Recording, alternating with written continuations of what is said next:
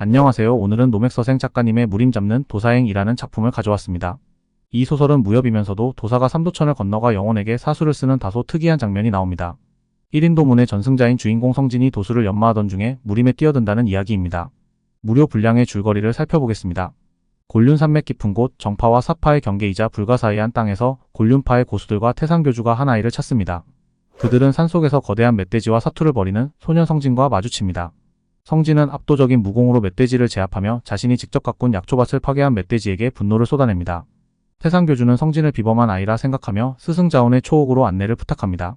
성진의 스승자온은 무국진인이라는 전설적인 도사로 무공과 도술에 통달한 존재입니다. 태상교주 장백현과 그의 호법들은 자온을 찾아와 도움을 요청합니다. 장백현의 어린 손녀딸이 원인을 알 수 없는 병에 걸려 혼을 잃은 듯한 상태가 되었기 때문입니다. 자온은 손녀딸의 상태를 직접 보기로 하고 제자인 성진도 동행하기로 합니다. 성진과 자온은 마교 일행과 함께 손녀딸을 돕기 위한 여정을 시작합니다. 여정 중 성진은 음계쌍기라는 잔혹한 악인을 마주칩니다. 이들은 사천 일대를 피로 물들인 악명 높은 살인마들입니다.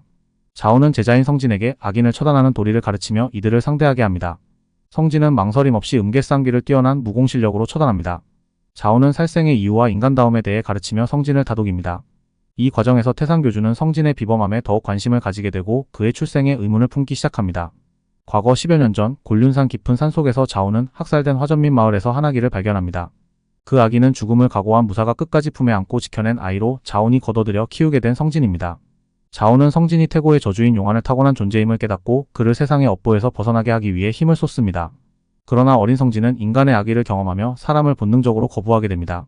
태상교주 장백현은 성진의 지나치게 냉정한 살심에 대해 자온에게 경고하지만 자온은 성진의 숙명이 그러함을 인정하며 그의 마음가짐이야말로 삶의 무기임을 알고 있습니다. 자온과 성진 그리고 마교의 대호법 2명이 태상교주 장백현의 손녀딸 연하를 돕기 위해 청란현에 도착합니다. 마교의 공녀 연하는 원인을 알 수 없는 상태로 혼백이 빠져나가고 쇠약해졌습니다. 자온은 그녀의 상태가 단순한 병이 아니라 사술의 징후임을 알아차리고 성진에게 단서를 찾도록 지시합니다. 성진은 조사를 통해 수상한 약장수와 그의 단약에서 악의적인 음모의 흔적을 발견합니다. 단약의 재료가 혈육으로 만들어진 것을 확인한 성진은 약장수를 추적하기로 합니다. 성진은 두 대호법의 도움을 받아 약장수와 그의 동료들을 뒤쫓습니다. 약장수는 정체를 드러내고 그가 바로 좌도방문의 혈라궁 2인자 금오진인 여양낙임이 밝혀집니다. 여양낙은 마교 공녀 연하를 제물로 삼아 역천의 사술인 역광원한 대법을 완성하려 했으며 이를 통해 혈라궁의 부활을 꾀하고 있었습니다. 여양낙과 그의 무리는 치밀하게 계획을 준비했으나 성진의 활약으로 그 음모가 발각됩니다. 여양낙은 무국진인 자온과의 과거 대결에서 입은 상처로 심신이 쇠약해진 상태였습니다. 성진은 그의 흔적을 쫓아 골목에서 여양낙과 대치합니다. 여양낙은 과거 자온에게 패배한 기억과 그의 제자인 성진의 등장이 겹쳐 두려움과 분노에 휩싸입니다.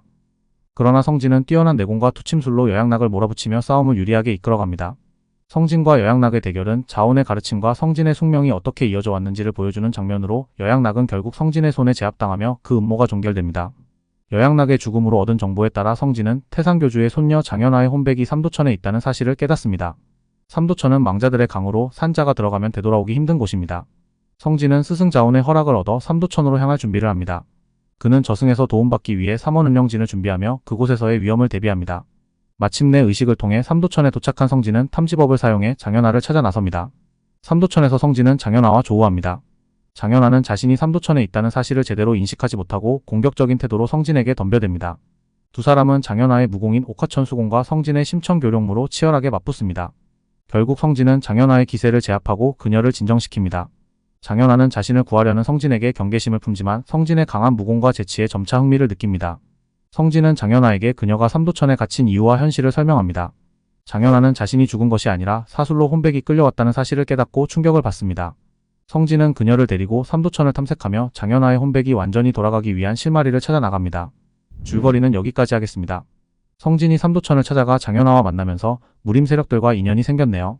무림에 뛰어든 도사의 여정을 그린 소설이라 나름 특이한 소재로 시작합니다. 245화 완결인 적당한 분량을 가지고 있어서 잠시 시간 나실 때 볼 수 있는 소설입니다. 감사합니다.